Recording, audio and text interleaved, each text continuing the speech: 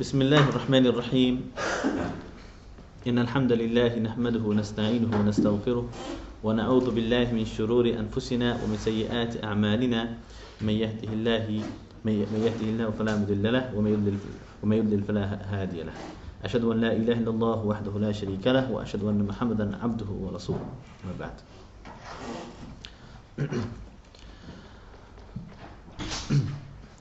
The topic today, inshallah, is advice for husbands and wives.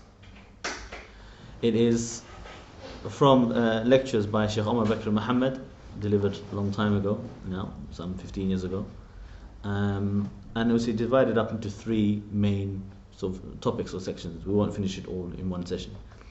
One is general advice to both husband and wife together, that applies to both of them. And then there is specific advice to the wife and specific advice to the husband as well. So we're going to start today, inshallah, with the general advice to both husband and wife, and we'll try to see, inshallah, how we can picture and imagine an Islamic marriage, what it is really like. And try to compare yourself to the standard of the Sahaba, the way they used to live their lives and their married lives, and how they used to treat each other as husband and wife. And that will help us, inshallah, to improve our own treatment of each other, and hopefully to strengthen marriages, for the sake of Allah subhanahu wa ta'ala. So first of all, just to introduce the idea of marriage is the foundation of the entire social system in Islam. The entire mechanics of the relationship between men and women is all focused around marriage. And not only that, all links of lineage and blood relations is all tied to marriage. Okay. Father, mother, son, daughter, it all depends upon marriage, because a father is not a father if he is not married. If the child is not born in marriage, then they're not considered to be real parents or children to each other. Okay? The ties is not based upon a DNA test as far as Islam is concerned.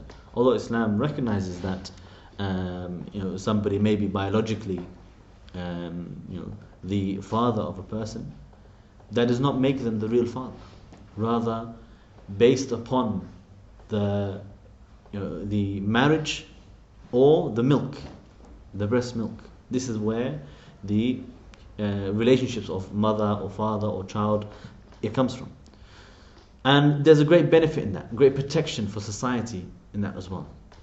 In that, the people understand that you don't have children except in marriage, except to have this strong foundation to look after the children. Okay? The problem when you have such an epidemic of single parents and people who have illegitimate children is that you have children growing up without parents, or with only one parent, without any real stability. And that's what leads to a lot of the problems in the society, especially in the West, the antisocial behavior, the even violence, even the gangs, is fueled by this problem. Of people that don't get married, they have relationship outside of marriage, and they're ending up with a lot of children without fathers. Okay? Because sadly, it's the nature of men who don't want to get married, that they will refuse to take responsibility and they'll run away. Okay? This is a sad reality. Whereas in Islam, we understand that the original fitrah, the original instinct Allah created us upon, is that men and women want to get married to each other, want to have families together, and that chastity to be preserved and protected, the women to be protected above all.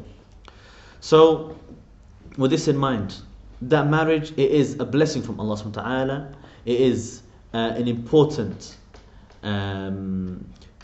institution and contract, and it's a unique contract, because unlike when you are having a contract for other goods or products or services, the subject matter of a marriage contract is the bride herself. She is the subject matter of the contract. and they are going to be, the bride and the groom will be tied to each other without time limits. This is the marriage contract in Islam. We are not Shia to have temporary marriages. Marriage contract is forever, until they pass away, until one of them dies. Okay? So the marriage contract, it is, a life-changing contract. Contract that will have implications for the rest of their lives. And it will be a contract that makes both of them they will rely upon each other for the rest of their lives. And there's a beautiful statement of one of the Sahabiyat, one of the female believing women at the time of the Prophet ﷺ, when she advised her daughter, how men are needy for women, and women are needy for men. Okay? And he said that, if a woman was to be without a husband, she would be with her in her parents' home forever. She needs her husband, and a husband needs a wife. Okay? We should get away from this arrogant mentality that some people have, that they don't need anybody, they don't need anything, they can do everything by themselves. It's not the case, especially if you ever want children. Okay? Parents who are forced to be single parents, they suffer and they struggle and they have difficulty because they don't have that support. So you see how important the idea of marriage is in the society as well. And Allah subhanahu wa ta'ala blessed those who get married with certain consequences. That when they get married with each other, Allah subhanahu wa ta'ala puts love and mercy in their hearts of husband and wife towards each other. Okay? It's not something that has to come before. Sadly, among our youth, they're taught in the schools and in the TV and in all the media in the West, they're taught that love is something that has to come before marriage. They need to have sort of a test drive. They need to have this idea of, I don't want to use the terms that they use, and they're not good terms, but they don't want to get married first. They think marriage is something that's supposed to come later. Okay? Whereas in fact, love is the love and the mercy that comes in the hearts of the husband and wife towards each other. This is a gift from Allah subhanahu wa ta'ala that comes after the marriage, when they will come together, both of them together. And there's an ayah in the Quran which Allah subhanahu wa ta'ala mentions this. Let me just give me one moment, inshallah.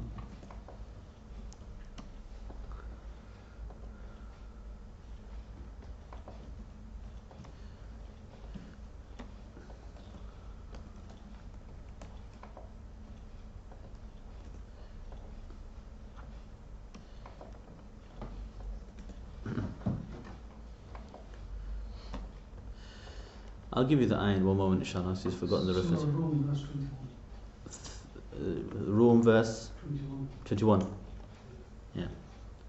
Yes, Allah Ta'ala says, وَمِنْ آيَاتِهِ أَنْ خَلَقَ لَكُم مِنْ أَنفُسِكُمْ أَزْوَاجًا لِتَسْكُنُوا إِلَيْهَا وَجَعَلَ بَيْنَكُمْ مَوَدَّةً وَرَحْمَةً إِنَّ فِي ذَلِكَ لَآيَاتٍ لِقَوْمٍ يَتَفَكَّرُونَ. Allah says, and from the signs of Allah is that He created from yourselves, and from among yourselves, partners or spouses, so that you can live together, and He's put between you the love and the mercy, and verily in that is the signs for the people who reflect and think.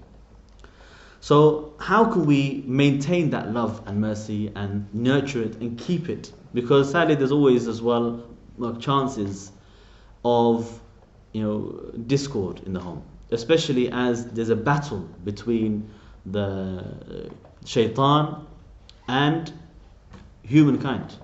The shaitan loves to separate the husbands and wives from each other. Shaitan, he loves to do this.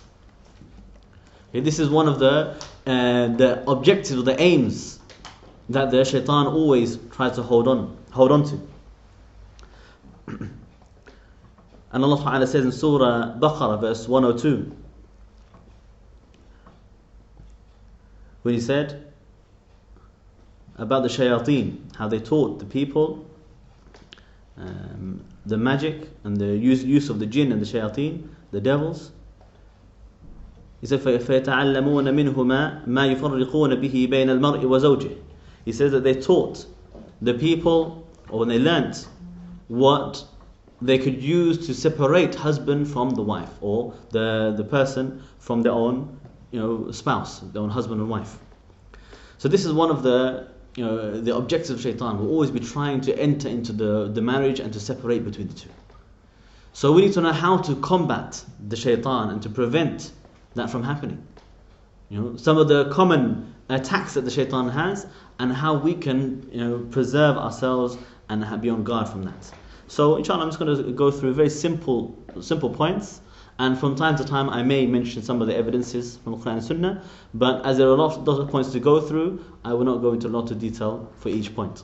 Okay, I will go through, we'll try to go through inshallah around 60 points of advice to husband and wife, generally between both of them, and how to maintain a happy marriage and to preserve this. Okay? And as well, how to make not only maintain a happy marriage, but make it even better, improve and perfect the home, inshallah, for the sake of Allah subhanahu wa ta'ala as well. Number one, sometimes we should remember that short separations between husband and wife, they can strengthen the marriage. But very long separations, will weaken and harm the relationship as well. So this is why obviously the husband or the man in general, they have duties outside the home. And so they may go out from time to time. And if they go out for a day or two in da'wah, in jihad or in other duties and they return, this will strengthen the marriage. But if they are distant for a very long time and have no communication, no contact at all, this will cause a lot of strain on the marriage as well. This is why Umar ibn Khattab, anhu, he used to inquire and seek shura from the companions about how long is suitable for the mujahideen to be away from their families without to really harm them. And so he decided that every 4 months they should return. Okay? So this is how the Sahaba, the scholars, the rulers, the Khalifa, he will always put in safeguards to preserve the marriages as well. Because this is one of the objectives of the Sharia. Hifdul Ird is to preserve the marriage and the honor, the women. And so to make sure their rights are preserved, it was not to keep the mujahideen away unnecessarily. Obviously, if something happens like that, it doesn't mean that the marriage is nullified or that they are sinful. For example, if they went off to jihad for many years and they couldn't return, or if they were in prison, this is not obviously their fault or a sin. But they should seek to try to make sure that they're giving the rights to their own wife. And one of the rights of the wife is that the husband needs to spend time with her, needs to have that friendship and intimacy with them. So if they are never around, then she's not going to feel like there's a husband. And some husbands, they are in the home, but they are as if they weren't there. And that's not really a husband. Husband needs to give her his company. They need to enjoy each other's company. So if the wife is at home and the husband's home as well, but she feels like there's no husband here, then he's not really doing his duty and fulfilling his responsibility. Let alone if he will also think as well, if he's far away for a long time, he must understand that will have that impact on the family as well. The second point is that you need to understand and be considerate of each other's nature and instincts, because they're not the same. Men and women are not the same. Okay? Men have certain instincts and nature and certain emotions, and women have certain nature and instincts which are different.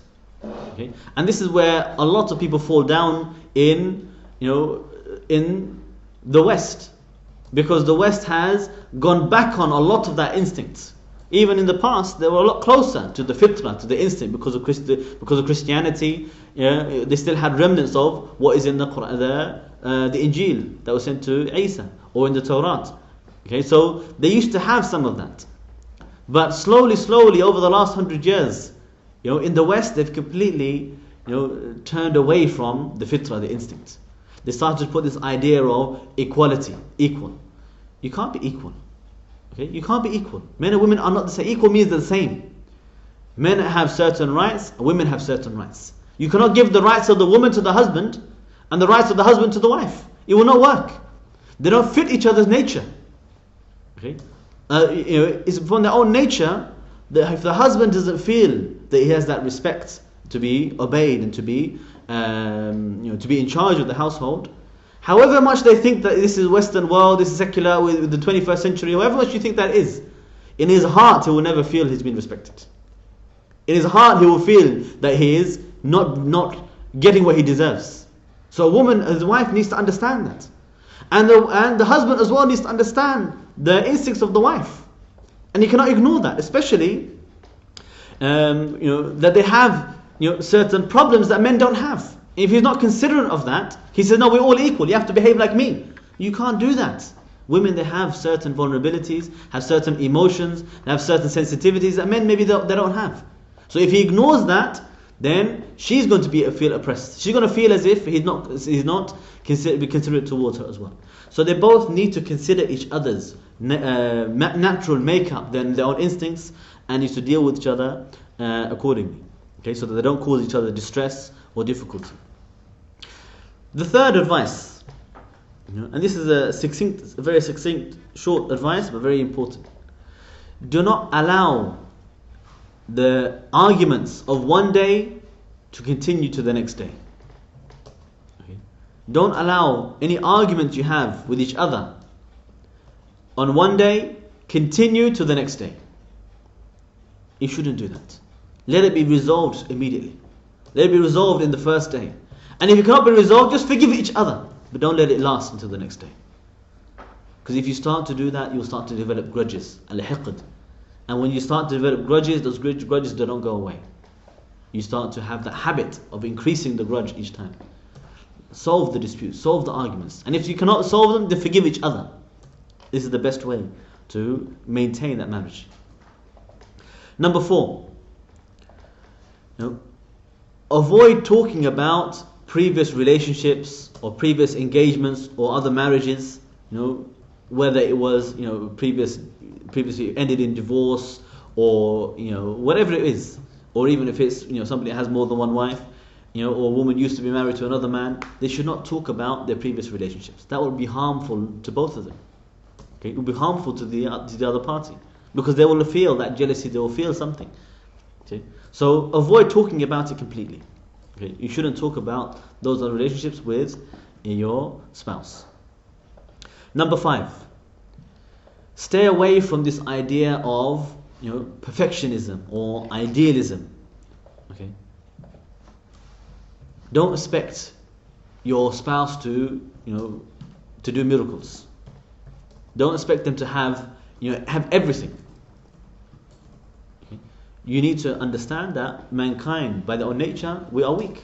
قُلْ ابْنَ آدَمَ خَطَّاء. Every son of Adam is open to mistakes. So people will make mistakes. Okay? So don't have in your mind you had your own fairy tale idea from before and your whole life, and you're measuring up your own husband or wife to that fairy tale. Okay? Rather, you need to appreciate whatever you have. Appreciate your own husband and wife. I remember the Shaykh used to say that you should appreciate your wife's cooking even if she can't cook. Okay? Appreciate her smell even if she smells of onions from cooking all day. But still, you should appreciate it. Not go to her and say, oh, you smell. No, go to her and appreciate and enjoy her company. You need to do that. That's how you need to treat them. Everybody will have their own special attributes and characteristics, and they'll be different from each other. So you need to appreciate the characteristics of your own husband or wife, not try to compare with others. Okay. Number 6 is you should convey your own love and feelings for your wife or your husband whenever you can. Okay. And when I said that, however, that means in private though, not broadcasting on Twitter, or publicly shouting out the window. You need to maintain the privacy, but whenever they can with each other, they should convey it and let them know, because not to avoid talking about that. All of that is part of the good words, and is vital for the marriage. Number 7. Don't allow yourself to always be pessimistic. And especially don't submit yourself to that, or to be depressed and negative all the time. But be optimistic, okay, with a smile as well. Okay, whatever the situation may be, wherever you feel might be some problems ahead, be optimistic, hope for the best, and be happy, cheerful for your own spouse. That will help them as well. If they are feeling down, your own smile will help them, come out of their own troubles, their own worries. Okay, so not always to be bogged down with worries all the time. Okay, though there's always going to be stress upon people. This is where the sabr is important. To have the sabr, to be steadfast and to persevere in times of hardship. Okay. Number 8. Don't criticize every minor incident or even every major incident. Don't be the one always criticizing all the time every little thing that happens. Okay, whether husband or wife, both of them. Okay, they shouldn't have this attitude of whatever they do, they look for the faults and they start to moan or they start to criticize and make a big argument about it. You need to let things go. You need to overlook certain faults. And the great reward for the one who overlooks the faults of others. And the Prophet ﷺ, he said, إن اتبعت عورات المسلمين لفسدتهم أو كدت فسدهم. If you always follow up and you're always looking out for the faults of the Muslims, you're going to corrupt them, or you'll nearly corrupt them. Okay? When you're always picking on somebody's faults, you make it even worse for them. Okay? So, especially with the husband and wife, especially because they spend a lot of time with each other, if you're the one who's always criticizing them, always finding faults, okay, they will start to feel that they don't appreciate anything they do, as if they don't recognize any good in them, and they only find the evil, and they only find the bad. This will harm the marriage. So avoid this criticism all the time. Don't criticize your wife in every issue. Don't criticize your husband in every issue. Number 9. Always try to keep your disputes within a small circle of people. Don't make it too wide. Okay? Because then all you do is you invite gossiping. Rather, don't involve somebody who doesn't need to be involved. Okay? Involve those who can help you, and don't involve those who are going to make it worse. Some people, they're not interested in helping you. If you tell them any problems, they will stir trouble even more. They will try to inflame the dispute and argument. Okay, those people of namima especially.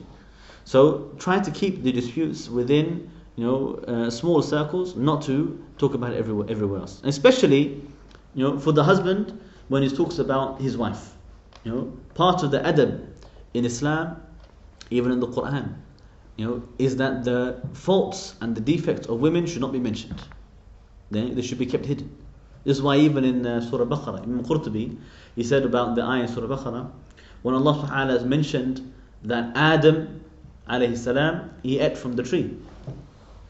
And he said that Allah sent both Adam and Hawa, his wife, to the earth. Imam Qurtubi said, it's known that both Adam and his wife ate from the tree. But Allah only mentioned Adam eating the tree. Because this is from the adab of Islam, that we don't talk about the faults and the mistakes of the women. Is the women have privacy. Much greater important need to have the privacy for the women. So it's not good for the husband to start talking about any mistakes and faults of his wife. Any issues that he has, he shouldn't talk about it a lot. Okay? Unless there's a need, like he needs to go for reconciliation, or needs to ask a fatwa or something like this. Number 10. Extreme jealousy, and I'm not talking about ghira, I'm talking about envy, hasad, and suspicions. Suspicious of each other, doubts. These are your enemies. Okay? These are the enemies of the marriage.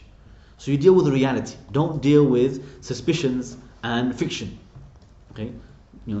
Don't have the mentality of, you see one suspicious thing, and in your mind you're starting to play a movie of what you think might be going on. That will ruin. That will ruin their relationship. Rather, you deal with the truth, the reality. Allah Ta'ala condemned those who are always following and believing in their own conjecture and suspicions. So يَتَّبِعُونَ إِلَّا الظَّنَّ وَإِنَّ الظَّنَّ لَا يُغْنِي مِنَ الْحَقِّ شَيْئًا. He said that they only follow their own doubt and suspicions. But the suspicion, the doubt will never substitute the truth, at all. And the Prophet ﷺ said, leave what gives you doubt for what gives you certainty. So we don't follow doubt and suspicion. Okay? You deal with the facts and you give the benefit of the doubt. You always give the benefit of the doubt. Okay? Don't always base your actions and your speech with each other, your own even the way you speak to each other based upon doubts and suspicions about each other. Rather, deal with the truth and the reality only. Number 11. You want to implant the self-confidence in your partner. Okay? You want to put in their own mind that you trust them and make them feel confident. Okay? Encourage them. This is the way Khadija radiallahu anha, al-Mu'mineen, she used to encourage Rasulullah sallallahu alaihi wasallam when he started to feel sad and feel worried and afraid of what's going on, what's happening to him because of the revelation. First time was so heavy for him. Khadija radiallahu anha, she was the one to always encourage him, put confidence in him, telling him, don't worry, Allah will never let you down. Allah will never leave you. Because you were the one, you did this good deed, you feed the poor, you look after the orphans. So this is the way the husband and the wife, they should always encourage each other. Okay? Always make them feel more confident in themselves. Okay. Number 12. It's not enough for you to just marry somebody that's compatible with you. You need to make yourself compatible for others as well. Okay? You need to think about not that my wife needs to match me. Whatever I like, she needs to like. Okay? However I am, she needs to be suitable for me. You need to think about making yourself suitable for your wife as well. Okay? And vice versa. So you need to make yourself fit what your wife needs or what your husband needs. Not just to be stubborn and say, this is the way I am, you need to adapt. Okay? They both should look to each other and think, how can I adapt and be more what is needed for my own partner. Number 13. Okay. Your question? Okay. At-tuhuru shatrul iman. The purity and cleanliness, it is half of the iman. It's essential to your own iman and to your marriage as well, and is a symbol of love for each other. When husband and wife not interested in even keeping themselves groomed and clean for each other, that means there's something wrong. They're not giving enough time and attention. They should think about how they shouldn't want their wife to see them in a way that she dislikes, or smelling in a way that she dislikes. So the cleanliness is very important. Everything from the fitrah that the Prophet ﷺ he taught, to be regular, always to be regular, to keep your nails cut short regularly, not to have long nails, to keep your moustache trimmed, okay, to keep your own beard long, to remove the hairs, the unwanted hairs, without going into much detail. More than that. Yeah? That will all help. To clean regularly, to wash regularly. The Prophet ﷺ, he used to order his companions to take showers. Okay? On a regular, I'm not talking about ghusl, I'm talking about just showers, just to clean, for cleanliness. Okay? So this should be part of the husband and wife should think about this cleanliness not just as a matter of their own personal hygiene. Okay? Because maybe somebody feels like, I don't mind, so it's okay. No, it's not about you don't mind. You've got a wife who might mind. You've got a husband who might mind. Okay? That's why it's part of your iman, is to keep yourself clean and purified, and to keep yourself groomed all the time. Number 14. You need to sometimes compromise on things that are important to you or dear to you, in order for you to share something that is beloved to your partner. Okay? And I'm not talking about here obviously matters of the deen, you can't compromise the deen, but in the matters which are permissible, whether it's your foods or the things that you like to eat or you like to drink or the places you like to go. You need to sometimes compromise on that. I remember I met one brother in prison, and he was talking about marriage, and obviously he's a single man. But he was talking about, when he gets married, that he doesn't want to give up certain things that he used to do before. And some of those things is that he used to like to go to football matches. So he said, I don't care, I'm going to go to my football matches. I don't care. Every single match, I don't miss one. I don't miss a single one. Yeah. And even if I have to go from far away to some other country, Europe, whatever, no, I'm going. That's it. My wife would just have to deal with it. We're saying to you, no, hang on a minute. It's not just about your wife has to deal with. What about you have to deal with something? What about you have to give up something? You've got a wife, you're going to have kids. What are they supposed to do? So sometimes you need to give up the things that you like to do in order to make things better for your own family, and in order to share with your own family, what they like. Number 15. Look after your partner the way you look after yourself. And love for them what you love for yourself. The way the Prophet ﷺ said, لا يؤمن أحدكم حتى يحب لأخيه ما يحب لنفسه. No one of you is a believer until he loves for his brother what he loves for himself. For greater reason, for husband and wife, they should have this attitude of loving for each other what they love for themselves. Favor them, al-ithar, to favor them over yourself. Okay? Always to have this attitude towards them. Number 16. You need to understand that marriage is two ways, rights and responsibilities. And don't just have the idea that you will take all of your rights without to give your partner their rights. Okay? And even to the extent, Shaykh Omar used to say, some really good advice he gave. Once he said, you should give your partner their rights without waiting or looking for your rights in return. Okay? Obviously you deserve your rights. But don't have, if you start to have in your mind, unless I get my rights, I'm not giving her rights. Okay? You'll end up nobody having any rights. If you give their rights, even if you're not getting what you deserve in return, but give from their rights. Okay? You'll see naturally they will want to give your rights back to you. They will want to, do their own duty towards you. But if you hold back, then they'll hold back, and then you start to have grudge towards each other, and and the complaint will always be after that. Whenever you see some of these marital disputes, when we deal with the islah, the reconciliation between them, there's always this complaint. Even if one of them did something wrong, even if he was in the wrong, he will say, "Oh, but I didn't get so and so right that day." And even if she did something wrong, she'll say, "Yeah, but you weren't giving my rights on so and so day," and they'll hold on to it forever. And it will never go away. Because both of them are saying, I'm not going to give you your right until I get mine. He said, give their rights as your duty, as your own duty. Think about it as my fard upon me, my duty upon me to give them their rights. Okay? The issue of me getting back what I deserve, this is a secondary issue. This will come later. First I need to check myself, am I doing what I'm supposed to do? Okay? So this is how you should have a mentality towards each other.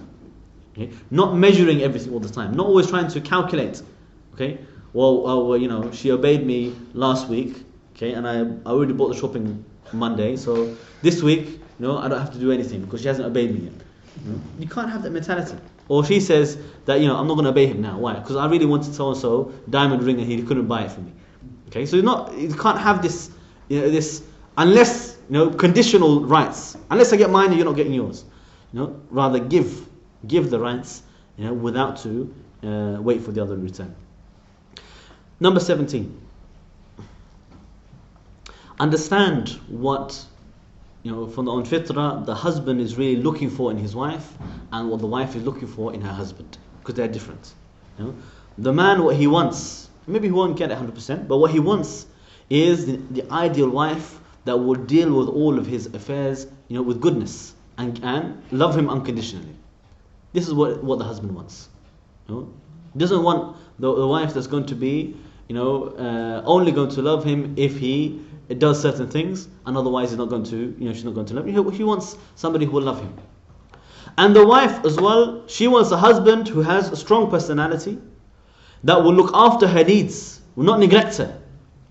And she wants to be sure that she is the last woman in his life. Okay?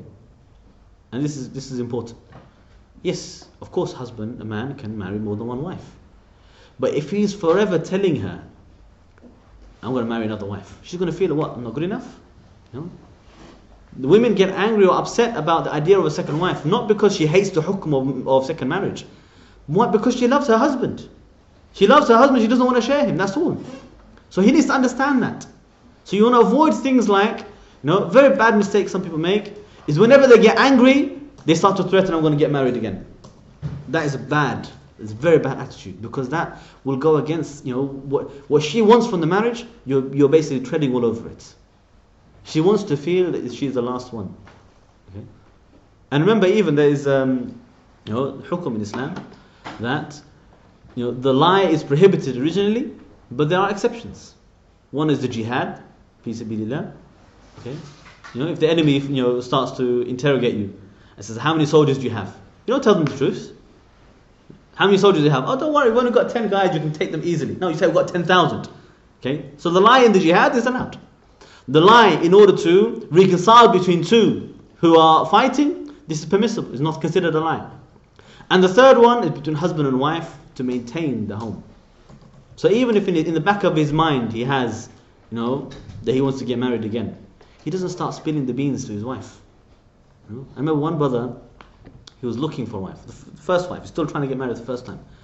He met somebody, for talks of engagement in order to get married, and he's telling her all about, what kind of wife he wants, and he's telling her, and then I'm going to get a second wife, and she's going to be like this, she's going to be like that. He hasn't even got married to the first one, and he's wondering why he can't find a wife. You need to understand, that's not what a wife's looking for. Your wife wants to be the last woman in your life. So appreciate that, and don't try to provoke that fear of women. Number 17. Number 17, okay, is basically that to know what what a man is looking for in his wife and a woman is looking for in her husband. Okay, so the man is looking for the woman who will deal with his affairs with goodness and love him unconditionally, and a wife wants her husband to have a strong personality, to look after her needs sufficiently, and to be sure that she's the last woman in his life.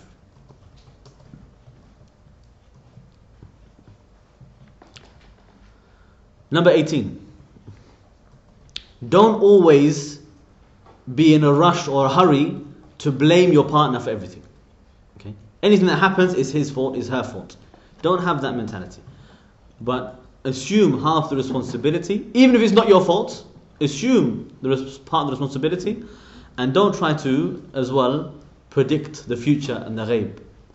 Okay? Don't start to make it as if the end of the world is coming because of this incident or this mistake.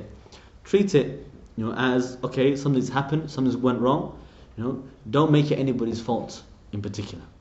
Share the responsibility, even if it's not your fault. Okay, even if it's not your fault. Number 19. Okay, live each day, as today, without worrying about tomorrow. Okay, and act within your capabilities. So, live each day, without to worry about tomorrow, and act within your capabilities. Okay, and that will help you. The Sahaba, they used to wake up in the morning. There's no food in the house. They don't store up, food for the rest of the year. Nowadays, you go to open one of our fridges, and you've got 2 years supply. It's not how it used to be. They used to go out in the morning with no food in the house, go out in the morning, seek the rizq, and come home, and that's how they eat. Some days they didn't eat. Okay. Can you repeat it it? again? So live each day without to worry about tomorrow, and act within your capabilities. Within your capabilities. Big danger when you run up into debts, when you get big debts. That is very difficult for marriages.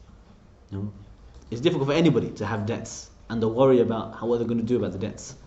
But for marriages, especially between husband and wife, when they're both worrying about debts, it will cause a lot of problems in the home. So act within your capabilities. Don't try to overspend. Don't try to live a life that you can't afford, that you don't have that capability. Okay, just think about, okay, what can we do today? What can we eat today? Okay, we'll eat today. That's what we can do. Okay, and don't worry about tomorrow. Number 20.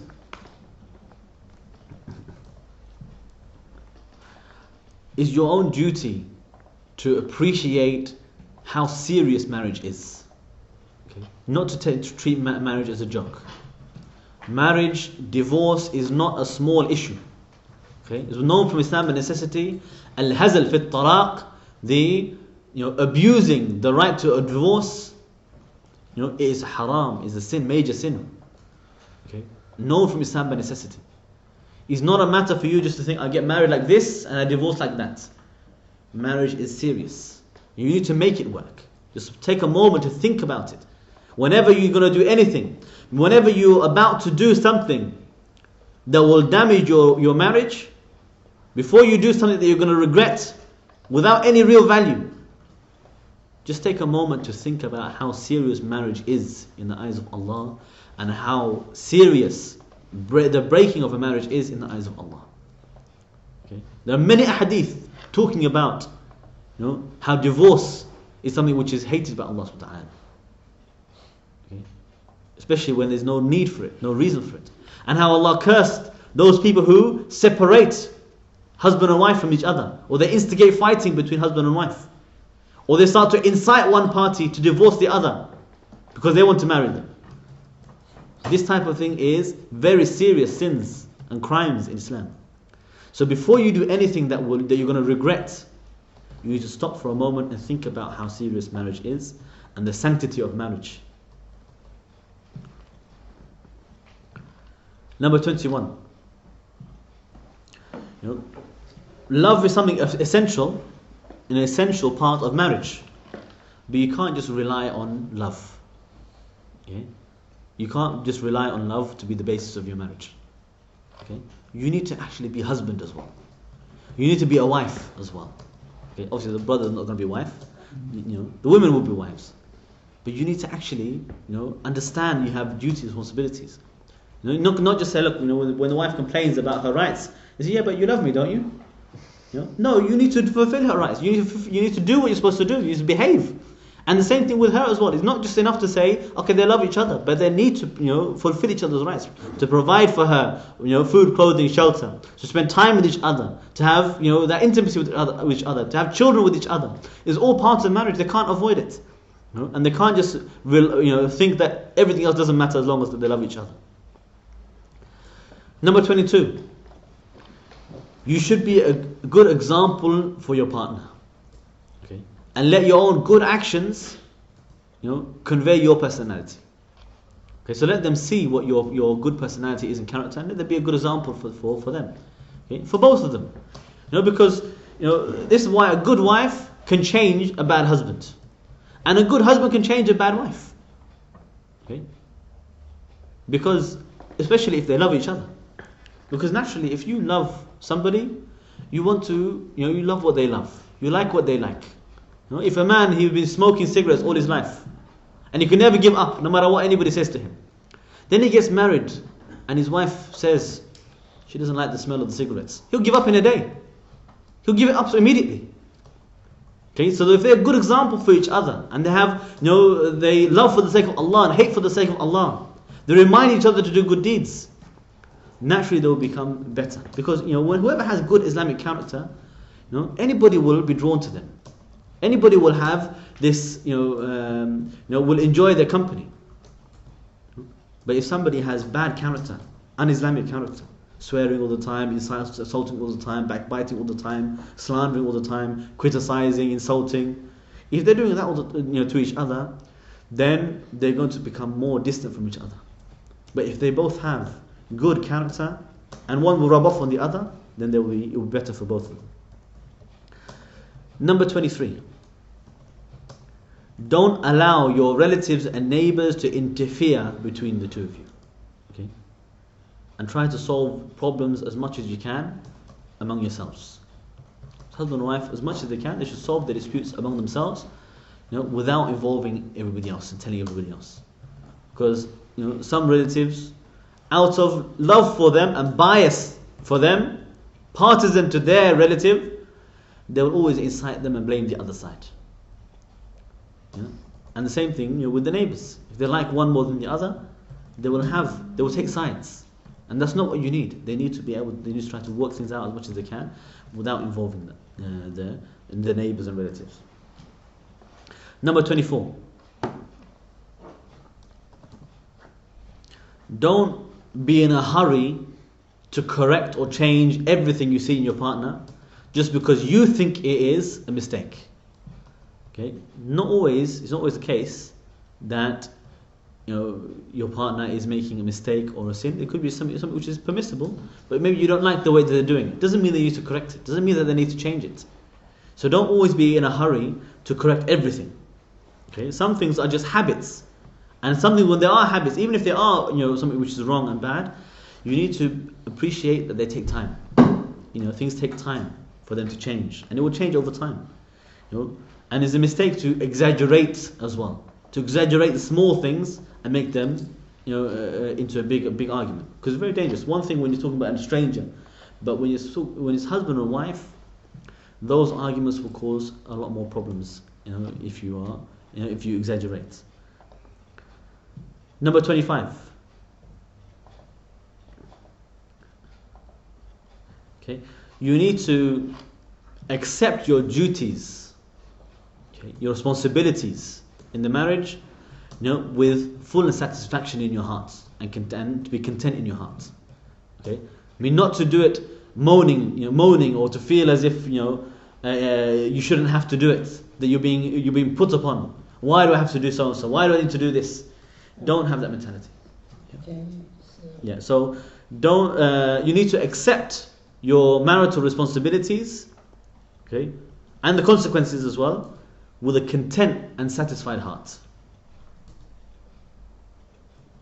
Okay. Some people don't want to accept that they have any duties at all. Some people, even if they do it, they feel they shouldn't have to do it. Okay. Husband feels he shouldn't have to spend. Why? My wife's got loads of money. Why do I need to spend on her? And the wife maybe feels, why should I obey him? I'm cleverer than him.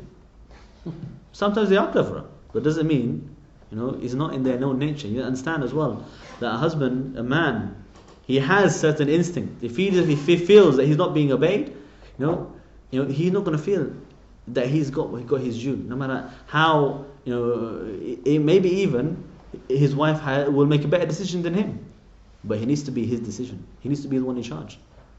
Otherwise, it will never work. Okay. Rather, she needs to know how to advise him without to feel as if she should be in charge, or for him to feel as if he shouldn't have to do his duties. He needs to accept it. Okay. If one of them wants children, the other needs to accept. It's not up to them. They need to have children. They can't deny the right of the other person. Not to say, I'm still young. What do you mean you're still young? Then don't get married then, isn't it? But get married and have children. It's a good thing. Okay. So they need to accept those responsibilities with their own heart and be satisfied with it. Not to feel that they're doing it begrudgingly, or that they shouldn't have to do it. Can I just ask you to repeat 25? 25 again. Just list them. 25 pieces. 25. Yeah. 25 said, you must accept your marital responsibilities with a content and satisfied heart.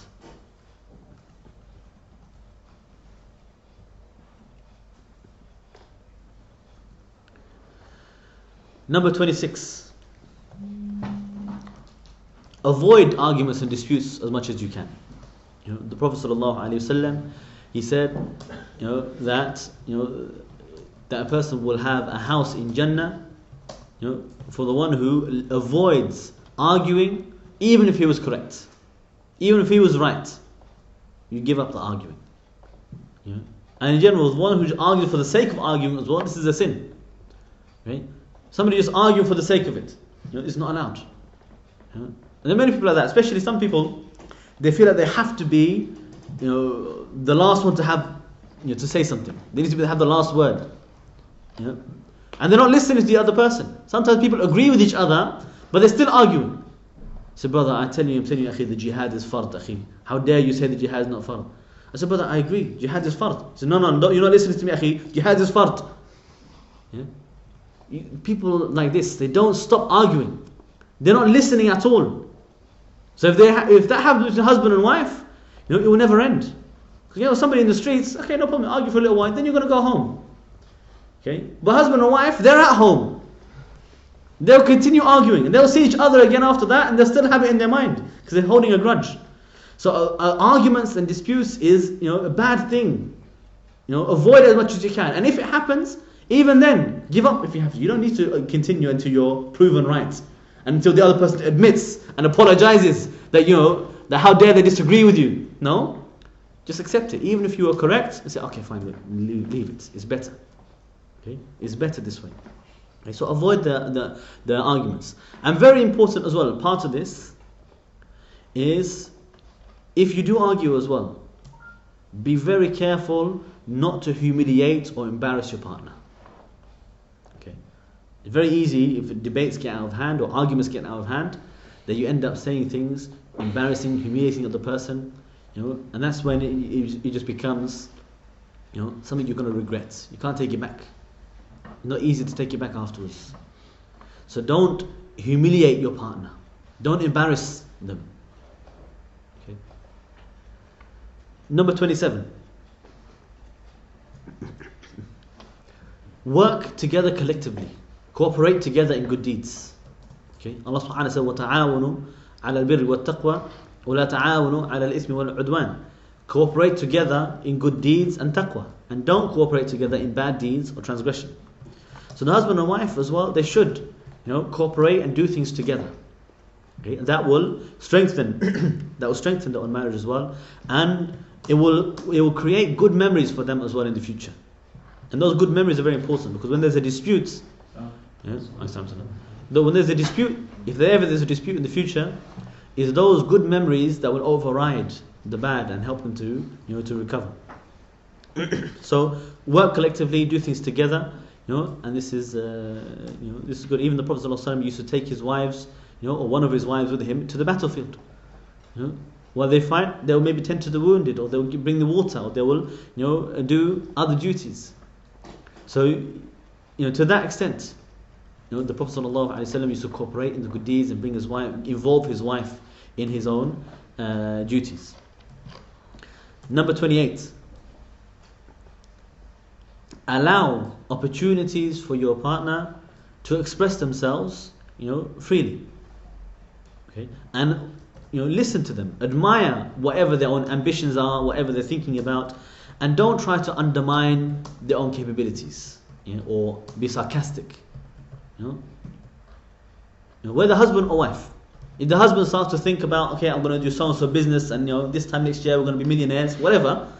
The wife shouldn't start saying to him, yeah, right, what are you talking about? You have a job. What are you going to do? You're useless. Don't have that mentality. And the same thing with the wife. If the wife starts to have plans and think about something she wants to do, she wants to learn a new skill, she wants to do something, she wants to get start her own business, whatever it is, the husband shouldn't start saying to her, anything to undermine that.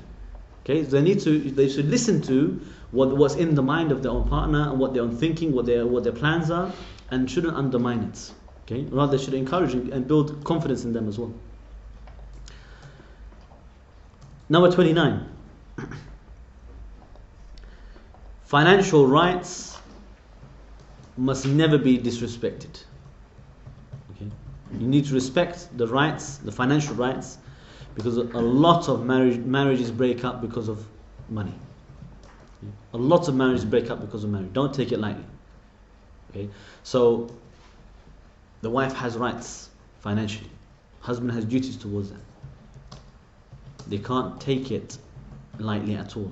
They need to treat it seriously and respect. He needs to respect that, because otherwise, it may not be possible to recover. Because a wife will remember those things, will remember and feel as if she's not, getting what she deserves, or she doesn't really have a husband who is fulfilling her rights. Number 30. don't keep on engaging your own partner with all of your sadness and worries. Try to overcome them yourself. Okay? Try to overcome them yourself, and not to depress your own partner because of your sadness. Okay? And at the same time, as well, don't forget her when you're happy as well. Okay? Some people, they will only talk to their own wife or their husband when they are sad and depressed, and make them feel sad and depressed with them. But when they're happy, they'll be out with their friends, or they talk to their friends, and they don't even include their wife in their own happiness. So all they get, from their own partner is sadness, and misery. So rather, try to overcome your own sadness yourself, your own sorrows, without to keep bothering your own partner and making them feel down because of that. But when you're happy, make sure you include them in your happiness.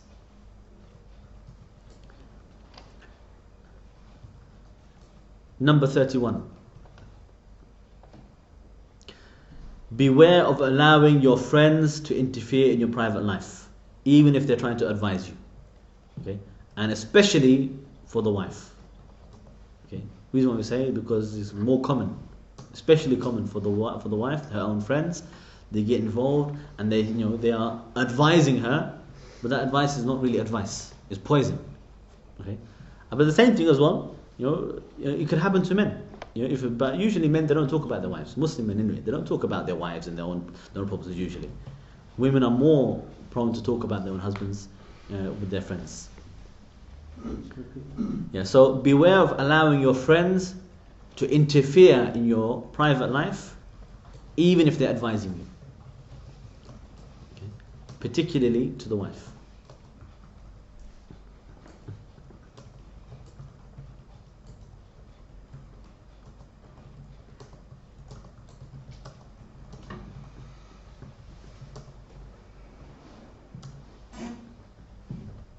Okay. Number 32. Make your partner feel that they are the ideal person that you've always wanted, even if it's not true. Okay. And make them feel that you're proud of them and that you admire their personality.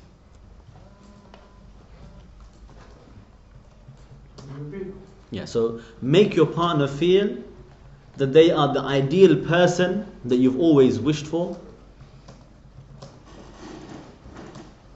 and that you're proud of them and admire their personality.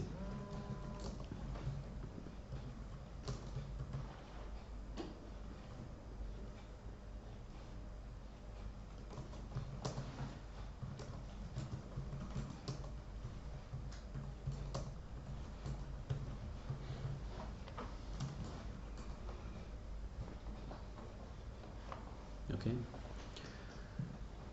Number 33.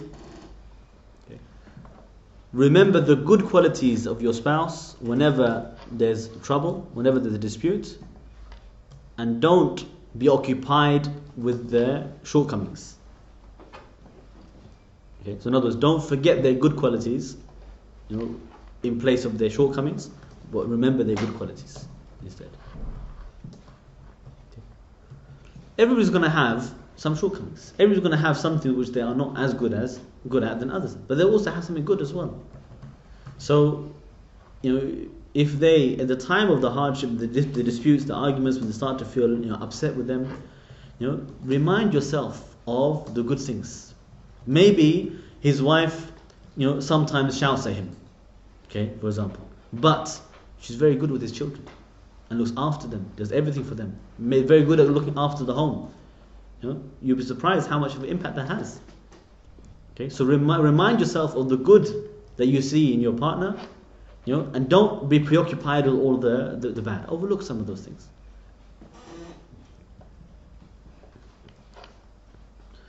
Number 34.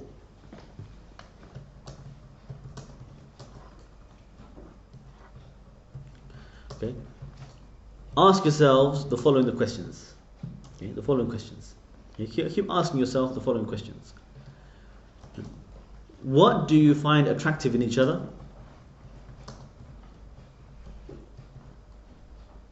What are the happy occasions that you spent together? What do you enjoy doing together?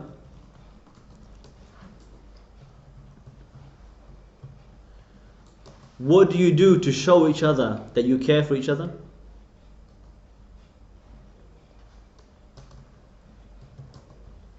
What do you each do to show love and respect to each other?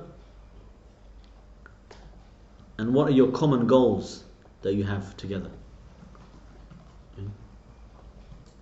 If you think about these questions and answer them, especially in the times where there are arguments and disputes, which is inevitable in any marriage, that will help you to overcome them. Because you will remind yourself about those things, which will make the marriage work, instead of the shaitan whispering to you all the time everything that will destroy the marriage.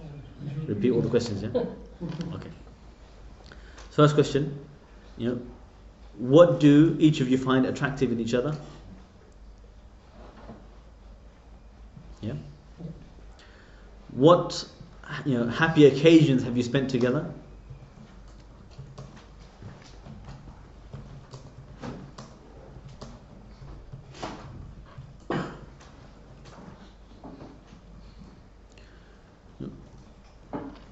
What do you enjoy doing together? Like, what activities do you enjoy doing together?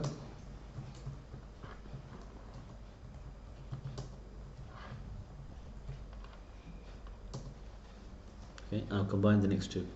What do you do to show that you care, love and respect each other?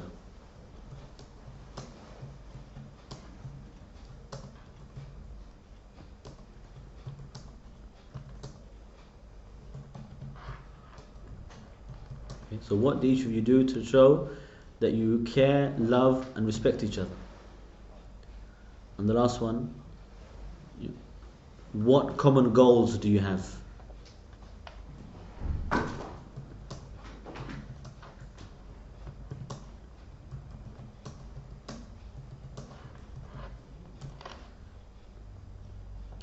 Okay. Yeah. Number 35. Okay. First and foremost to the wife, but applies to both. Avoid using the most hurtful, disgraceful words and expressions when you argue with each other. Okay? Or you're going to lose your husband. It can happen both ways, but usually the way, the nature of women, they don't hold back. This is why Allah Ta'ala has wisdom in placing the talaq, the divorce, in the hands of the man, because the man will hold back and he won't use it. But women, when they get angry and upset and emotional, they use everything they possibly can to hurt the other person. Okay, you don't want to give nuclear weapons in the hands of a woman. Okay? And if women were able to divorce their husbands, they'd divorce everybody. All of them, they divorce. Because when they get angry, they'll just say it, and later on they'll regret it. And men can do that as well, but especially for the women, this is what happens. And we know in the hadith of Rasulullah sallallahu alaihi wasallam how he said that the majority of the women, they were ungrateful, and the ingratitude is, for example, that they could enjoy many years together good with their own husband, then they see one bad day and they'll say to him, I've never seen a single day of good with you in my life. Okay? So be careful from using that kind of speech and that language. Be careful of using the most hurtful words, the most hurtful expressions. Okay? Because sometimes it causes irreparable damage that you can't recover from. Number 36. The Prophet ﷺ said, Tahadu tahabu. Give each other gifts, and you will love each other. So you will gain each other's love and increase the love between husband and wife by giving gifts to each other, from time to time. Okay, and it should be something that they do, regularly. Anytime there's something good happens, any kind of happy event, they should give each other's gifts, and that will increase the love for each other.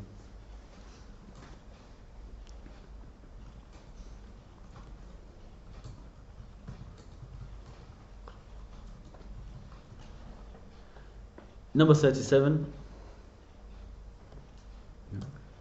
the clever, intelligent wife is the one who chooses the right time to ask for her needs. Okay? Because the wrong time, it could be not suitable. Okay? So she will pick the right moment, when she asks for something, demands something that she needs. It's her right, she can demand it. But there's an adab to everything. There's an adab from both sides. An adab of her asking, and an adab of him giving as well. So she can ask at the completely inappropriate time. He just found out his mother passed away. By the way, I need to buy so and so. When you go out, to the funeral, make sure you do so and so shopping on the way back. There's a time and place for everything. She needs to appreciate that and think, the best moment, the best time to ask. And the husband as well needs to have adab when he gives. There's one thing, a bad husband, he might think, okay, I need to feed my wife. I need to buy her food, clothing, and shelter. Okay, so let me buy the food that she really hates. Okay, what does she hate? Let me go out and buy it. I said, she's allergic to nuts. Okay, I'll buy her Snickers. This type of bad husband, he must say, I'm fulfilling her rights. I brought her food. Is that not enough? He brings it home, puts it on the table. So there you go, I fed you. But the good husband, no, he'll go out and say, what does my wife like to eat? Let me go out and look for it, wherever it is. Seek it out, even if it's far. I'll find the one that she likes to eat. The clothes she likes to wear. And he'll come and present it to his wife in the best way. That's the difference between the bad husband and a good husband. Okay? So there's an adab to everything. Adab to her asking the right time, and for the husband as well in the way that he gives. Was that 35? That was 37. Sorry, well, some like reply came online. I had to bounce them a little bit. Okay. What have you got? 35 was avoid using the worst hurtful expressions during arguments. And the 36 was exchange gifts that will increase the love.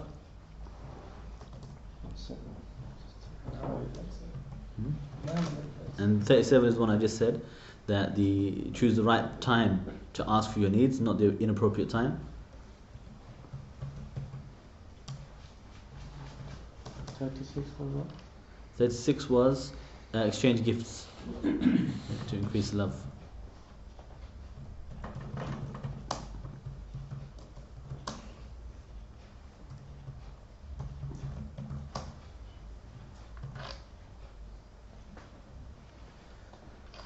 And 37?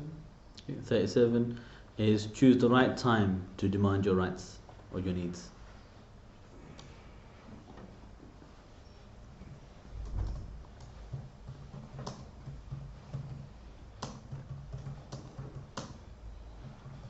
Choose the right time to demand your needs, your rights. Yeah, needs is fine. Okay, number 38. The shaitan tries to put in your heart, the terms, my pride, my dignity. Whenever you have an argument, the shaitan wants to say to you, look, don't forget your pride. Meaning, he doesn't want you to accept or to give up because you don't want to lose your pride or your dignity. Okay? Rather, what they should have is to take charge and remove the shaitan from their argument, and let themselves, solve the problem or remove themselves from that dispute, even if they have to, swallow their pride. Okay? Even if you swallow your pride, don't let the shaitan, be in charge.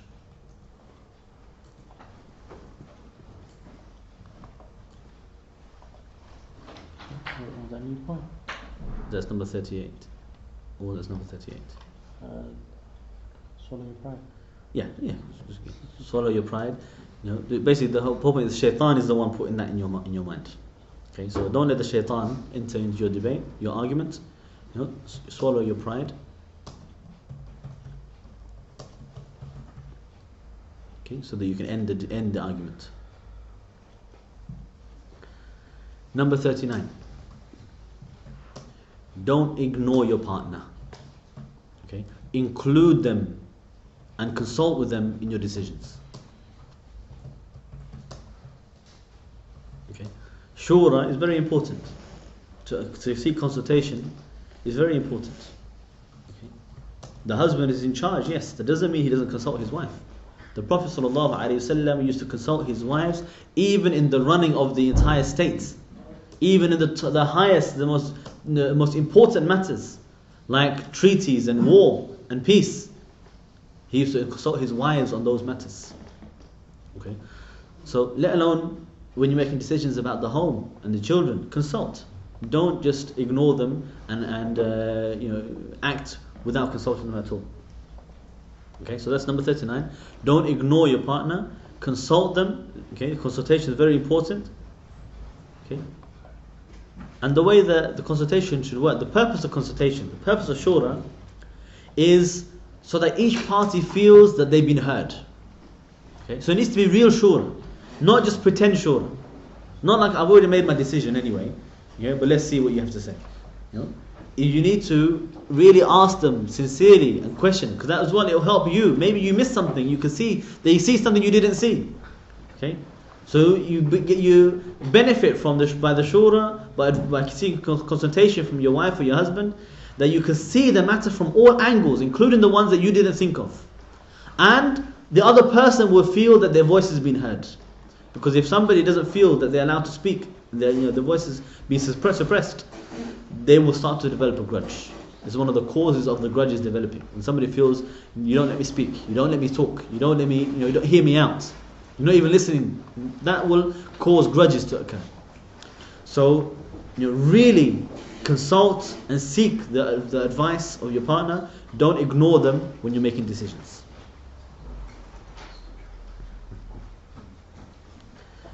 Number 40. Don't just leave or run away when you run into a disagreement. Okay, that doesn't solve it. It doesn't solve. It doesn't go away just because you went away. Okay, the disagreement is still there. You need to solve it. You need to fix it. You need to talk. Okay, so if you just, whenever an argument starts up or disagreement starts up, you up and leave. You leave the house, you leave the room, go somewhere else. You might feel better, but when you come back, it's still looming and it's been brewing all the time as well. Okay. So it's not good just to run away, making running away as your method to solve disputes. That won't help. Okay. Number 41. Okay. Don't bother your husband with hundreds of questions that don't even concern you. Okay, the same thing the other way as well, but this usually, at the end of the day, some problems usually occur on one side. So we just need to appreciate that. Okay, if you're always questioning everything, 100 questions about every single thing, where were you just now? I said the salah. Really, what time was the salah? When did it finish? Where did you go after that? You come straight here? Who did you see? You can't have these 100 questions all the time. Okay, questioning every single thing about what doesn't involve them, what doesn't concern them. So don't do that, because that will lead the husband to start to think, maybe I need to go somewhere else and for some peace and quiet. So avoid that. Okay, something that is not if the husband or the wife doesn't want to disclose something in particular, especially the husband, usually they're involving in things in their life, in their work, in their own da'wah and the jihad, whatever it is, that they can't discuss at home. They can't discuss it. Some things that are binding to be secrets. Okay? And it's not good to discuss it with anybody, including even their own wife. Okay? Even their own wife. Okay? So what's the plan? You're going to conquer Mecca. Okay? What's the plan? I haven't even told my soldiers. What am I going to tell you for? The Prophet ﷺ used to leave Medina with his army. Nobody knows where they're going except the Emir. Okay? Except for Tabuk. Every other battle, nobody knew where they're going to end up when they left Medina beforehand. Okay, let alone for start to spill the beans to his household. Okay. Number 42. Okay, don't leave your partner in order for you just to be alone by yourself. Okay, be close to them. Engage with them whenever you can. Okay, I'm talking about here unnecessarily. There's no reason to. There's no reason to be alone, when you could be together. You can be close to each other. So, you know, if you have, you know, if you're both at home for whatever reason, you know, if you're both at home, then don't just pick a corner for you to sit, and your wife picks another corner somewhere else, and they do what they're doing, and you know, as if you're not there. Why? If you're close by together, why not do whatever you're doing, even if you're not doing something together, but close to each other, nearby. They can feel your presence. They can feel, okay, I have a husband, you know, I have a wife.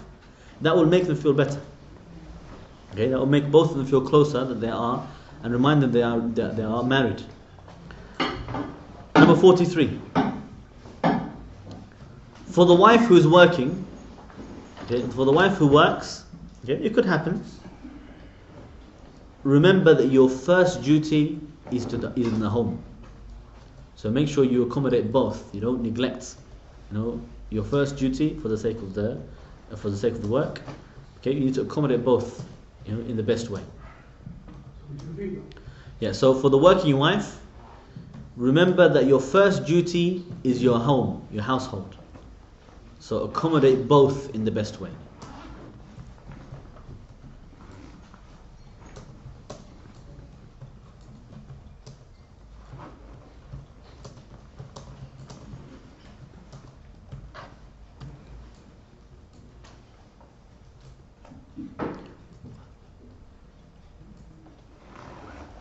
Okay. Number 44. Don't show any anger when your in-laws come to visit. Okay, it's very important for both parties. Whenever your in-laws come, even if you don't like them, okay, even if you are angry, why are they coming to visit? Don't show your anger. Okay? Don't be angry, but you should be the best example, you know, of having a warm welcome for them and hospitality. And you should realize that, you know, the way that you deal with your in-laws, it says a lot about your manners and your own character to your own partner. Okay, the way you treat their parents, the way you treat their own family, you know, it will have, you know, they will look at you differently. Okay, they'll look at you differently. So don't show anger or, you know, upset whenever in-laws come to visit. Okay, welcome them warmly, you know, receive them warmly.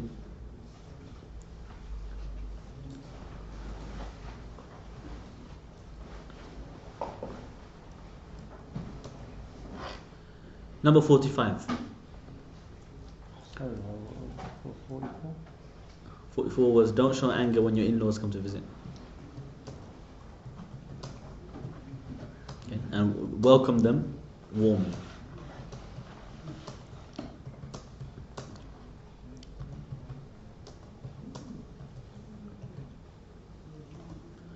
Number 45. Okay. Respect and dignify your mother-in-law and call her names that she likes to be called. Okay.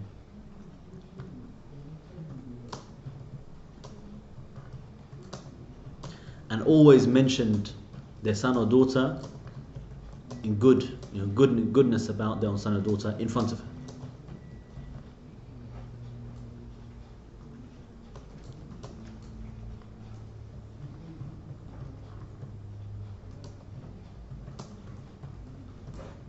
Okay, this kind of thing, it doesn't just doesn't only, you know, make good relations between you and your mother-in-law, but it will make your own marriage better as well.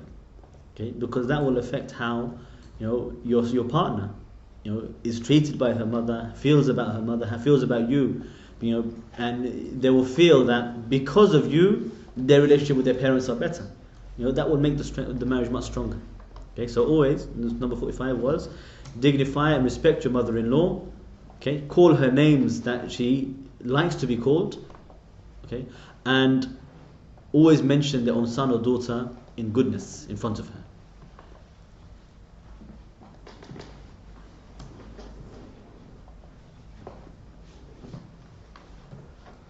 Okay, got that? Number 46. Okay. Deal with the neighbors with good manners and cooperating with them as well. Okay, cooperating with them in goodness, in good deeds. Okay, so treating the neighbor very, well, it will as well impact on your own marriage. Okay, it will impact on your marriage. Because having a bad neighbor or having neighbors which are in, I don't know, have problems with you, the whole household would feel under pressure. Will feel that they don't feel whether it's secure or comfortable. But having good relationship with the neighbors will make the whole household feel that they are comfortable. Okay, they have in a good neighborhood, that they're being well adjusted and well involved in the community. Okay. Obviously, the rights of the neighbors are, as you know, it's not the topic today, but the rights of the neighbors are many. The Prophet ﷺ really stressed and emphasized on fulfilling the rights of the neighbors. Number 47.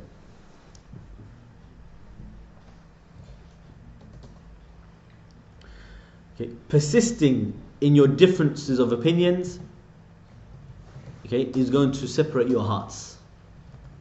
Okay, so sometimes you need to agree with your partner even if you're not convinced. Okay, but of course that doesn't mean you obey them in disobedience to Allah. We're talking about now where there is. People have disputes sometimes. It could be about anything. It could be about the correct way to pour tea, even. So, stuff like that. It can happen. You'd be surprised. There's one. There's a Sheikh Yusuf al-Ayari, rahimahullah. You want to repeat? Yeah, just say the phrase. Okay, it said persisting in differences of opinion, will separate your hearts. So be in agreement sometimes, even if you're not convinced. So Sheikh Yusuf al-Ayadi was talking about how this problem can happen. The way it happens with husband and wife, it can happen between mujahideen. If you are trapped together, imagine you're stuck in a trench with with two of you, or stuck in a hiding place, hiding from the kuffar, as fugitives, and you could be stuck there for a long time. And he says it's the small things that can completely wind both of them up. And you see this in prison as well. Okay? You'd like to do things a certain way, and he likes to do it another way. If you're sharing a cell together, it's chaos. It's chaos. And he gave an example, real live example. He said until there was two mujahideen, they were stuck in a particular place. One was from this country, and one was from that country. And in where the village that he comes from, they like to pour the tea in a particular way. Whether it's water first or milk first, whatever it is, he likes to do it in a particular way. And the other one does it in another way. So every time they make the tea, one of them would do this and the other one would correct it and do it the other way. And they get upset with each other until they're both of them stuck together and yet they hate each other over something small. So you need to have that mentality where you can just give up your way of doing things, or the way you prefer, sometimes for the sake of being in agreement and being united, even if you think that what you're doing is better. Even if you think that's right. It could be anything. I remember one brother he used to drive the Sheikh around a lot. He used to drive the Sheikh around a lot. And the Sheikh, Sheikh Umar, he has an amazing memory when it comes to routes. He knows there's a way around cities and towns in this country that you've probably never been before. Even in Lebanon as well. He knows the way around. He's never not been there for like 20, 30 years, and yet still remembers everything. So one day the brother was obviously driving around, and he knew that so-and-so route was better. But Sheikh Umar said, no, go this way. And obviously he didn't say anything. When the Sheikh realized, actually this is the wrong way, we should have gone this way, just why didn't you say anything? He said, I just don't like to disagree with my Sheikh. Didn't like to disagree with you, Sheikh. Even though he knew the other way was right. Something so simple. But you can imagine how the love for each other for the sake of Allah will increase when you're able to make this, this type of attitude, especially between husband and wife. So, but if you're insisting to say no, it has to be my way, it has to be like this, it's not going to work. You're going to separate each other. Your own hearts will become distant afterwards. Number 48. You with me?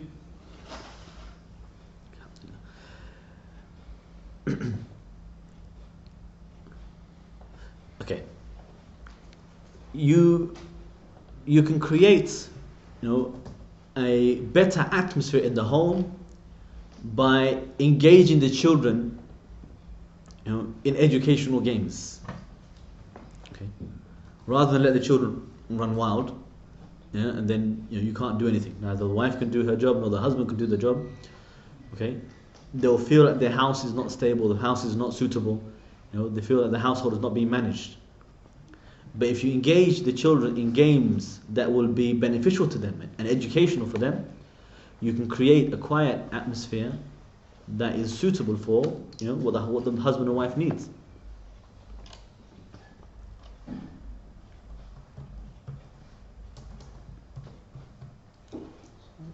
Repeat that. Okay, so you can achieve a quiet atmosphere, okay, that both parties need by engaging children in educational games. Okay, so you don't want to waste time with the children. It's a mistake. What is a mistake by some people to do? Just stick them in front of the TV. Okay, stick in front of the TV. They'll be quiet. They won't move. They'll stay there in one place, and basically they will be sitting there getting halaqah from the shaitan. Okay, that's basically what's going to happen. Yeah. So better than that, engage them in something else, something educational, something useful, beneficial for them. Okay, you can still have some peace and quiet for yourself and be able to do something, whatever you need to do, fulfill your own duties, while the children won't be running wild. Okay, but they'll be benefiting from the time as well. Number 49. Okay, your children, they are a gift from Allah and an amana, is a blessing. Don't let your children be miserable because of your mistakes and your preoccupation. Okay. It doesn't only harm the children, it harms your marriage as well, because both of them will see it. The husband and wife will see it. The children are dear to them. For them, this is a gift from Allah to them as well. So if the husband feels that his children are miserable because of his mother, he'll be angry at his wife. If the wife feels that the children are miserable because of the father, she'll be angry with her husband. Okay, so don't neglect your children. Don't let your children be upset or miserable or sad, okay, because of you.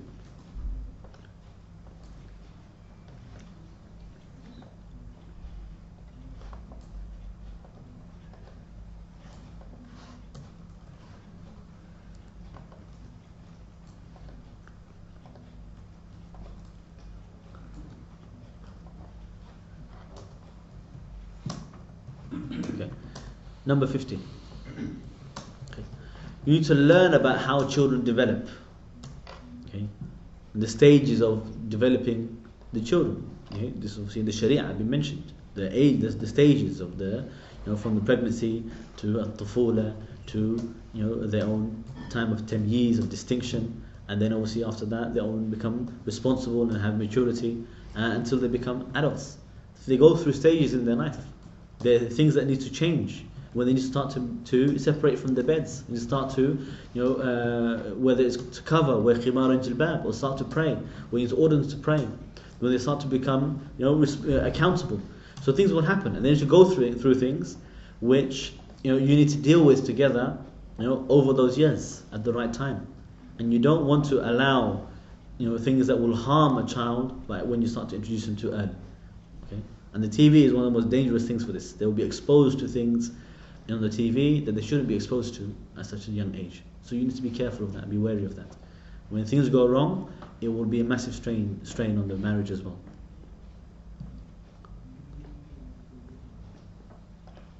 Okay, so that's to learn about the way children develop and deal with it accordingly together.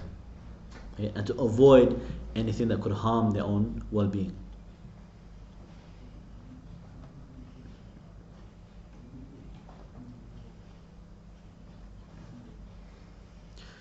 Number 51. Be a strong support for your partner in the matters of deen and worship, of ibadah. Okay, so be a support for them.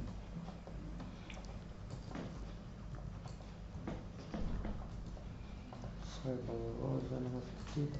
Number 50. To learn about the way children develop and deal with it accordingly.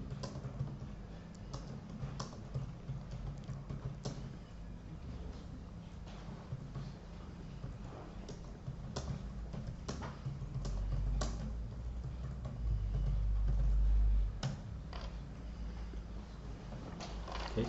Number 51. Be a strong support for your partner in matters of deen and ibadah, of worship. Okay. And ask for the hereafter the way you ask for this life.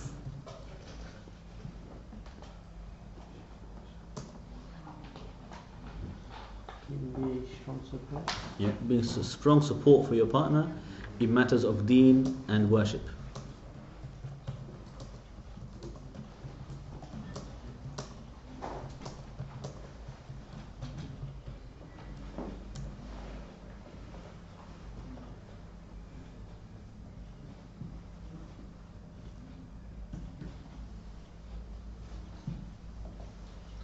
Okay. Number 52. Extravagance, corrupts the marriage, and it makes the blessings of Allah disappear.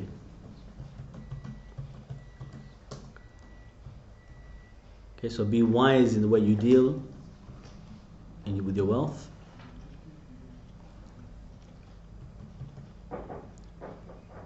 Okay, so extravagance corrupts the marriage and makes the blessings of Allah disappear. So be wise in your dealings.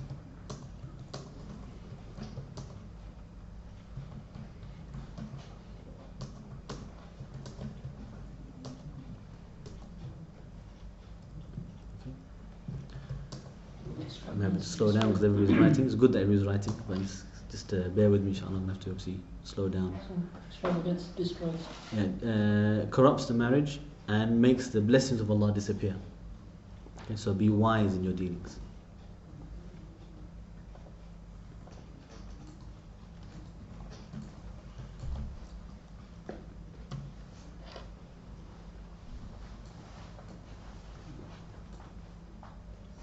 Okay. Number 53. Okay. A happy marriage doesn't mean that you don't argue, but it means you have the wise ability to solve the arguments together and not to allow it to interfere, okay, in your relationship. Okay, so the happy marriage doesn't mean that arguments disappear, but it means you have the ability to solve those arguments together and not to allow it to interfere.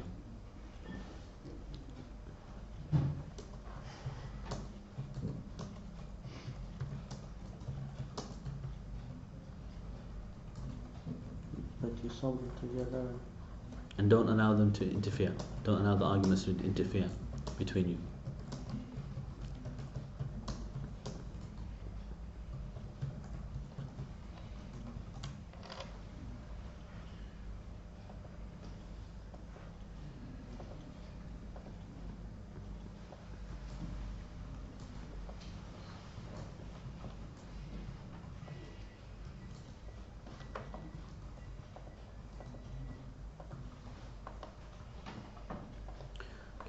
Number 54.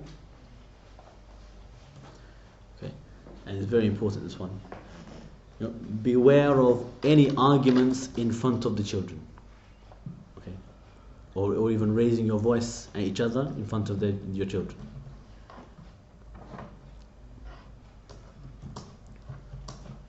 Okay. Those things will impact on the minds of the children, for a long time.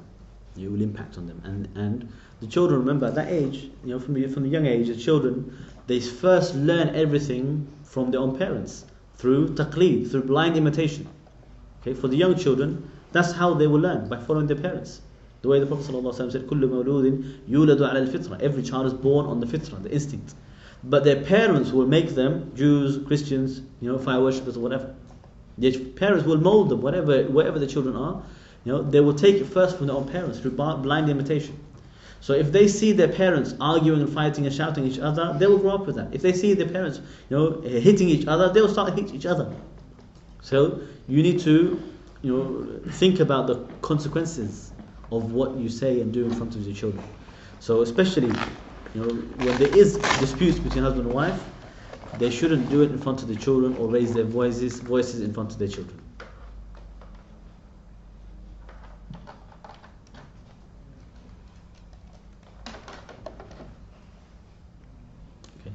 Number 55.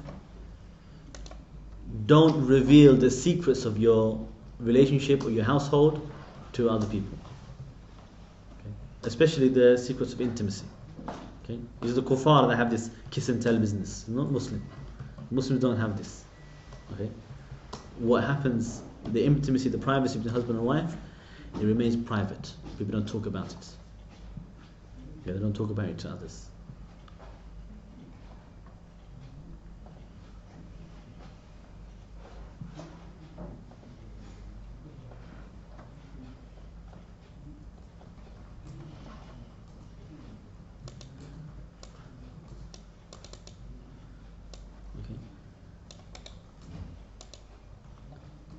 And just a couple more points, inshallah, and then we'll have a break. Okay. By the way, that's haram, isn't it? Speaking about intimate times. Yes, it's completely haram. Yes, just to reveal those secrets of intimacy is haram. But even other secrets, they shouldn't reveal it to others as well. Even if it's not just that, but anything else private in the home between husband and wife, they should not reveal it to other people.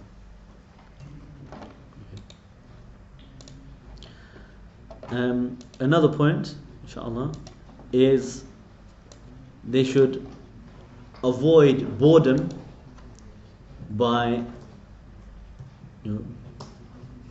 sometimes changing the atmosphere, whether it's changing the home, changing the look of the home, whatever it is, but to make changes so that they don't get bored.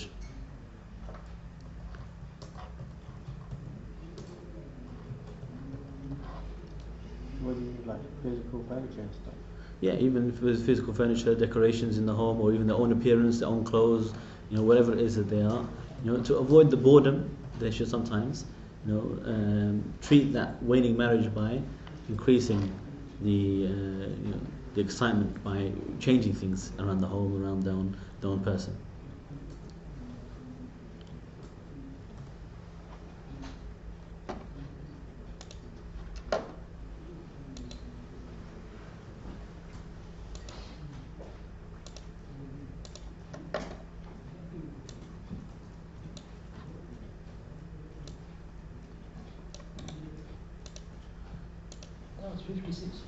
It's 56, yeah. What I'm going to do is I'm going to mix a couple of them because there was 55 there, but I want to complete the 60. Which it was. Okay, yeah. Okay, another point, inshallah, 57, is make it a habit to call each other by good names that you like. Okay, that you both like. Okay, so whether it's my darling, my love, sweetheart, whatever it is, whatever they like to hear, but not one that they dislike.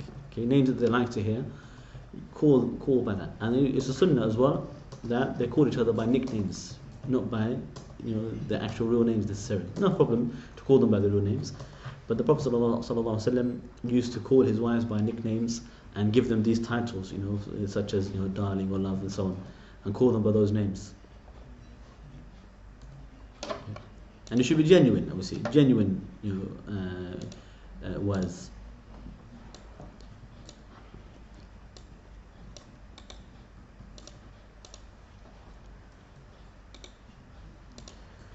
Okay. What point are we on now? 58 now. Now 58. 58. Don't let your wife feel that she's not important or significant in the house.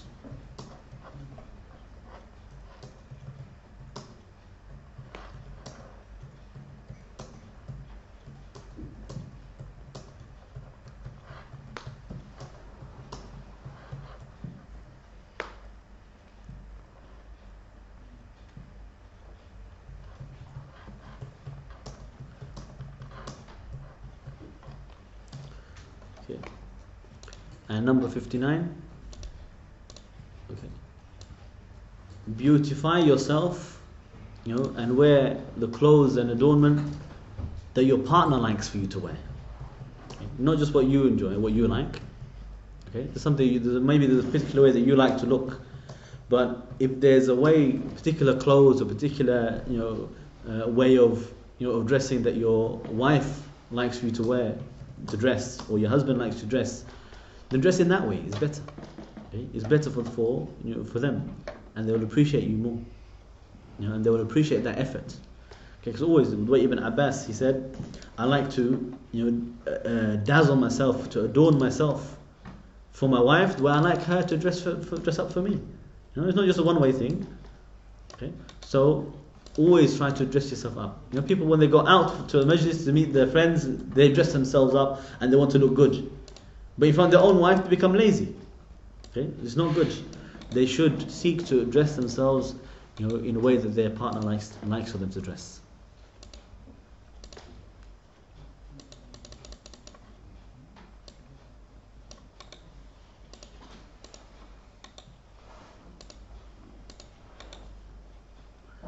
Okay, and the last point I'll make, inshallah, is learn the Islamic etiquette of listening to each other. Okay, and what I mean here is the physical acts of listening. In Islam, it teaches us the correct way. The Sahaba, the Salaf used to say, learn to listen the way you learn to speak. Okay, people can be a good speaker, but they can't be a good listener. The way you listen, you should listen with your whole face, with your whole body. The hadith says not to look away, not to let your eyes wander, not to let your eyes wander around.